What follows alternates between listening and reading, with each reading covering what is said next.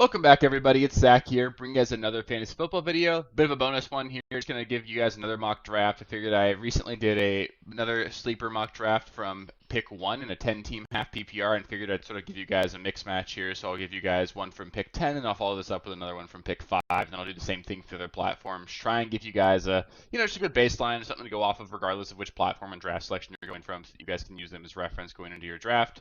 I hope you guys are finding these useful. It's really fun for me to do these as well. We're getting really close to the NFL season here. I'm recording this on August 18th. Probably upload it same day as well. So we're getting just a couple weeks away at this point from a lot of most of your people's actual fantasy drafts, and then we're 1 week from then before we get into the actual regular season. So going to be a lot of fun. Hopefully you guys are enjoying these. If you guys have any comments or anything specifically you want to point out, let me in the comments below. I'll be happy to give you guys my opinion on things, and then beyond that, we'll just see how it goes. I'll try and talk through my strategy, players, and stuff as we come up, and just give you guys a good rundown of what I'm thinking. So, yeah, that being said, let's get going here. So we'll start the draft.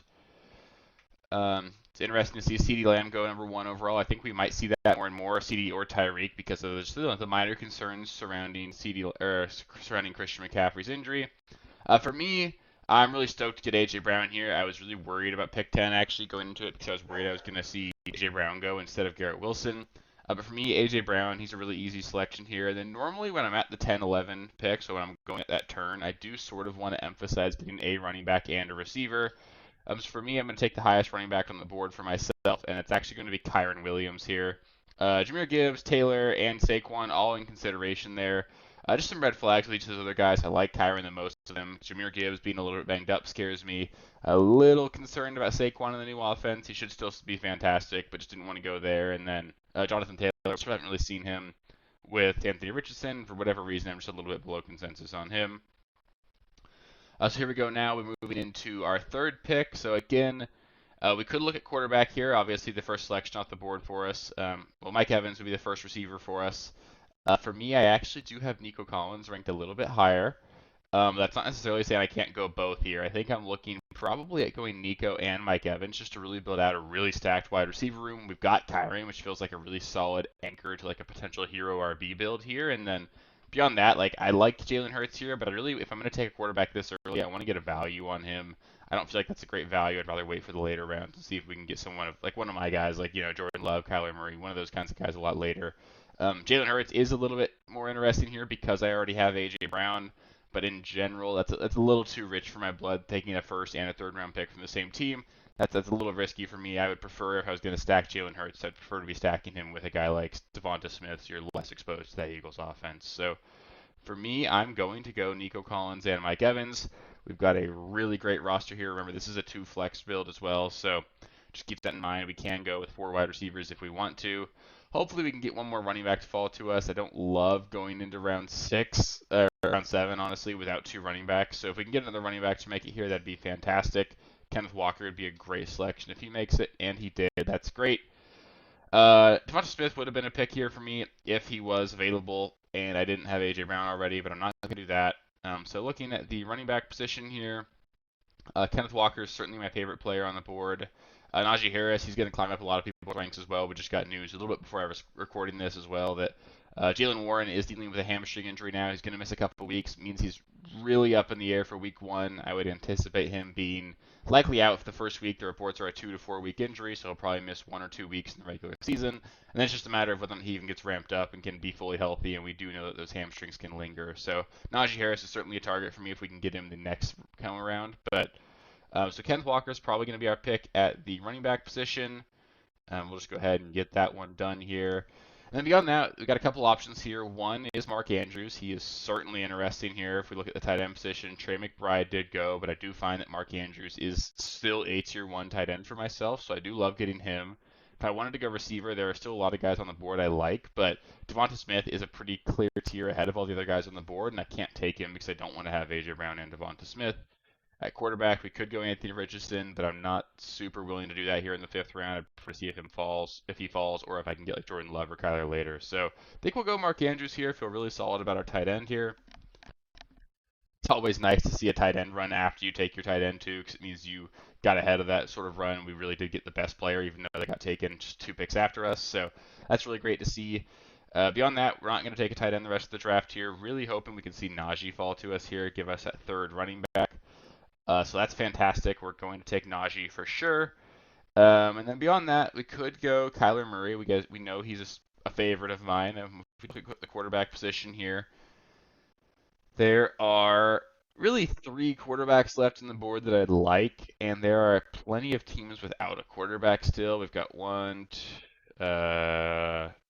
two, I guess just two teams without a starting quarterback at this point. So I could take the gamble, see if we can get Jordan Love with our next pick, even though it is 20 picks away. So we're gonna go Najee Harris here, and then the only thing that's up in the air here is Calvin Ridley, someone that I'm super excited about, as is Jayden Reed. So both those guys are considerations here. One thought would be to go Jayden Reed, see if we can get that stack and really build out a nice stack option between like some later picks. But I'm so high on Calvin Ridley at this point that I think I'm going to take Ridley. I think he's a guy that could potentially flirt with a top 15 finish, and then we're going to hope that we get one of those three quarterbacks to make it back to us. So fingers crossed here. We're really hoping that we get either Kyler or Love. So we saw Dak go here. We're probably going to see Kyler. All right, there we go. So now, unless a team takes their second quarterback, we're going to get Jordan Love here. And that's going to be fantastic, and that's great. So we get Jordan Love. Smash that. That worked awesome. So we're going to get Jordan Love here as our quarterback. One of my favorite draft picks. Especially keep that in mind in a 10-team league. There's kind of a clear top 10 quarterbacks. So to me, it makes a lot of sense that if you're not one of those teams taking a Josh Allen or a Jalen Hurts, kind of makes a lot of sense to be the last team to take a quarterback because you're still getting one of those top 10 guys. You're still getting a good, solid starter for yourself the whole season, and you're spending the least on it. So I do love doing that. Beyond that here, looking at our roster, we now have 4 wide receivers and 3 running backs. We've got our quarterback and our tight ends, so we're probably not taking any one of those positions going forward. Looking at the running back spot, none of these guys are guys that I'm super excited about. I like Brooks, but I'm worried about him potentially just being worthless for the full first half of the season. Brian Robinson would be the next selection if he were available. And for me, actually, the pick's going to be Christian Watson because it's sort of a good way of getting that stack, and because we don't need him, which is great because I do love the upside of him, but there's also obviously a really significant floor here. But getting him as a quality bench spot and as a stack with our starting quarterback, that's a really awesome pick here. So love getting Christian Watson there.